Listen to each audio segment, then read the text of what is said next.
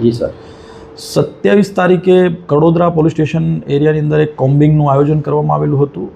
સુરત ગ્રામ્ય પોલીસ અધિક્ષક સાહેબ શ્રીના સૂચના અને માર્ગદર્શન હેઠળ ડીવાયએસપી સાહેબ શ્રી કામરેજ નાઓએ એક ટીમનું ગઠન કરી અને કોમ્બિંગ જે કારણ કે કડોદરા પોલીસ સ્ટેશન વિસ્તાર એ છે જીઆઈડીસી વિસ્તાર છે અને એની અંદર અલગ અલગ ઉદ્યોગોના રિલેટેડ ઘણા બધા ગોડાઉનો પણ આવેલા છે.